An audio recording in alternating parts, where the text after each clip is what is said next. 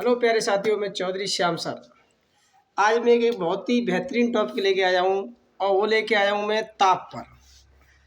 तो ताप के बारे में बहुत बड़ा कन्फ्यूजन रहता है ऊष्मा और ताप पर। तो मैं आज इसको बिल्कुल क्लियर करना चाहता हूँ। देखो, मैंने एक हेडिंग बनाई हुई है ताप क्रम पैमाना।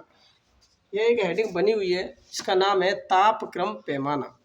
अब देखो होता क्या है, ताप क्रम पैमाने में क्या क्या चीज़ आती हैं तो इन्हें समझते हैं। तो देखो, ताप क्रम पैमाने हमारे पास 5 प्रकार के होते हैं। देखो, नंबर 1 डिग्री सेंटीग्रेड, इसे हम डिग्री सेंटीग्रेड या इसी को हम कहते हैं डिग्री सेल्सियस, इसे हम डिग्री सेल्सियस कहते हैं। दूसरे नंबर का आता है हमारे पास फ़ारेनहाइट, जिसे हम एफ से प्रदर्शित करते हैं। तीसरे नंबर का आता है हमारे पास केल्विन, जिसे हम के से नोट करते हैं। और चौथे नंबर का आता है र्यूमर, जिसे हम आर से नोट करते हैं। और 5वें नंबर का आता है मेरे दोस्तों रेनकाइन, जिसे आर के से नोट करते हैं। तो क्लास 11th के मध्यस्थता को देखते हुए मैंने केवल 4 पैमाने लिए हैं और वो र्यूमर लिया है। अगर कोई हमसे कहता है कि ताप क्रम में मानक पैमाना कौन सा होता है, जब स्टैंडर्ड फॉर्म की बात करता है तो ये हमारे पास जो केल्विन होता है ना, ये मानक पैमाना होता है बेटा जी, मानक पैमाना, इसे हम मानक पैमाना मानते हैं। अब आगे बढ़ता हूं मैं। अब सबसे पहले हमें इनकी परिभाषा, आज का मेरा मेन उद्देश्य है कि हमें एक सेंटीग्रेड की परिभाषा, एक फ़ारेनहाइट की परिभाषा, एक र्यूमर की परिभाषा और हमारे एक केल्विन की परिभाषा, आज मैं इन परिभाषाओं को मैं आपको बताने वाला हूं। तो आप थोड़ा सा गौर से सुनना मेरी बातों को, और हम एकदम क्लियर करेंगे और आपकी समझ में आ जाएगा। तो देखो, इन परिभाषाओं को क्लियर करने के लिए मुझे नंबर 1 चाहिए हिम बिंदु, जिसे हम हिमांक बिंदु बोलते हैं या निम्नतम बिंदु बोलते हैं। समझ में आई कि नहीं? निम्नतम बिंदु, हिमांक बिंदु या हिम बिंदु, ये होता क्या है इस बात को समझते हैं। सबसे पहले देखो, मैंने लिखा हुआ है ऊपर बोर्ड पर, आराम से समझना मेरी बात को मेरे प्यारे बच्चों। बर्फ से जल, जब बर्फ से जल का बनना, तो मैं ये कह सकता हूँ एक ऐसी अवस्था, एक ऐसी अवस्था या एक ऐसी साम्य अवस्था। साम्य अवस्था क्या होती है? Equilibrium, system of equilibrium. ये मैं तुम्हें पढ़ाऊंगा, मैं आगे जब समझाऊंगा, जब मैं सब समझाऊंगा इसको।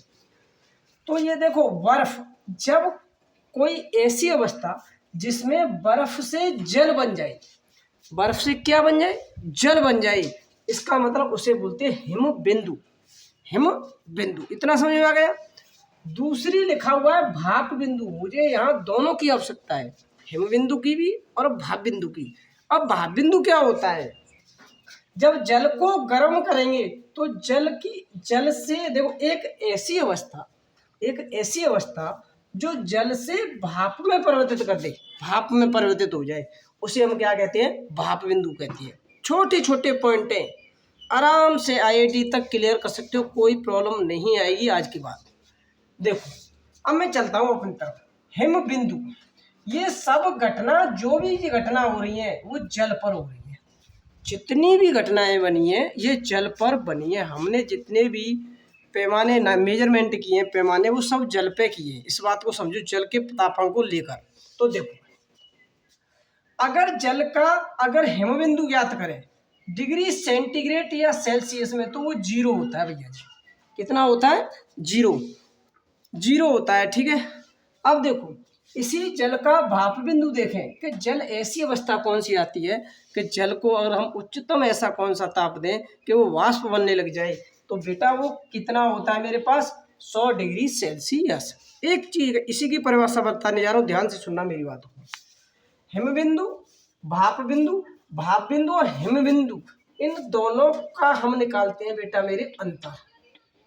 क्या निकालते हैं? अंतर।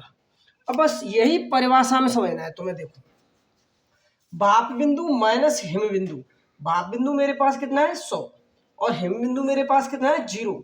या 100 में से 0 गए तो मेरे पास बचा कितना? 100 डिग्री सेल्सियस। इसका मतलब है एक ऐसी अवस्था, भाप बिंदु और हिम बिंदु के अंतर का, भाप बिंदु, देखो भाप बिंदु, भाप बिंदु में 1 डिग्री सेल्सियस की परिभाषा बताने जा रहा हूँ, मेरी बात सुनना गौर से। 1 डिग्री सेल्सियस की परिभाषा बताने जा रहा हूँ, इसे गौर से सुनना, देखने जरा। भाप बिंदु और हिम बिंदु माइनस लगा हुआ है तो इसका मतलब क्या आएगा, अंतर। माइनस लगा हुआ है तो क्या आएगा, अंतर। तो भाप बिंदु और हिम बिंदु के अंतर का, अब अंतर कितना आया, 100। अंतर कई 100वें भाग को, 100वें भाग को। भाई ये परिभाषा क्लियर हो गई। भाप बिंदु और हिम बिंदु के 100वें भाग को 1 डिग्री सेल्सियस की परिभाषा कहते हैं। मेरी बात समझो जरा गौर से, मेरी बात समझो सब गौर से, एकदम गौर से, सटीक परिभाषाओं को समझने की क्रिया समझो। देखो, जल के भाप बिंदु, जल के भाप बिंदु और हिम बिंदु के अंतर का 100वां भाग, 100वां भाग को हम 1 डिग्री सेल्सियस कहते हैं। बोलो, यहाँ तक क्लियर हो गई सबकी।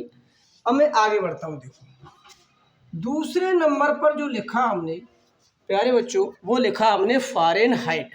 क्या लिखा है प्यारे बच्चों, फ़ारेनहाइट। तो फ़ारेनहाइट को समझते हैं। देखो, जल का हिम बिंदु फ़ारेनहाइट में कितना होता है, 32 फ़ारेनहाइट होता है बच्चों मेरे को। कितना होता है, 32 फ़ारेनहाइट। और इसी बात को मैं भाप बिंदु में देखें, वाष्प के रूप में देखें, तो यही 32 से बढ़कर 212 हो जाता है फ़ारेनहाइट। अब मैंने केवल ये कहा परिभाषा समझने के लिए मेरे प्यारे दोस्तों कि आपको केवल इन दोनों का अंतर निकालना है। भाई मेरे, क्या निकालना है, दोनों का अंतर। तो देखो, हो गई परिभाषा द्वारा से। 212 में से 32 जाएंगे तो 180 का अंतर आएगा। भाई कितने का अंतर आएगा मेरे दोस्तों, 180 का। अब देखो, एक फ़ारेनहाइट की परिभाषा बनाओ, वो नो प्रॉब्लम, कोई दिक्कत ही नहीं लेनी भाई। भाप बिंदु, जल का भाप बिंदु माइनस हिम बिंदु, हिम बिंदु के अंतर का 180वां भाग। देखो, हो गई परिभाषा कंप्लीट। इसे बिल्कुल डिफाइन होके समझो मेरी बात को मेरे प्यारे दोस्तों, आराम से सटीक तरीके से समझो मेरी बात को कि मैंने ये बात बताई आपको कि फ़ारेनहाइट होता है ना, वो फ़ारेनहाइट, जल को अगर हिम बिंदु फ़ारेनहाइट में देखें तो जल का हिम बिंदु फ़ारेनहाइट में होता है बेटा मेरी हो 32 फ़ारेनहाइट। और इसी को अगर मैं जल से अब भाप बिंदु देखना चाहूँ तो मेरे बच्चों वो 212 फ़ारेनहाइट हो जाता है। कितने फ़ारेनहाइट हो जाता है मेरे प्यारे बच्चों, 212 फ़ारेनहाइट हो जाता है। अब मैंने एक बात कही थी, भाप बिंदु और हिम बिंदु के अंतर, जो भी अंतर निकल के आए मेरे प्यारे बच्चों, शॉर्ट लगा दो सिक्सर एकदम दमदारी के साथ। अब मैंने कहा कि जल का भाप बिंदु भाप बिंदु व हिम बिंदु के अंतर का 180वां भाग, 180वें भाग को ही हम 1 फ़ारेनहाइट कहते हैं मेरे प्यारे दोस्तों। कितना फ़ारेनहाइट कहते हैं, 1 फ़ारेनहाइट कहते हैं। चलो।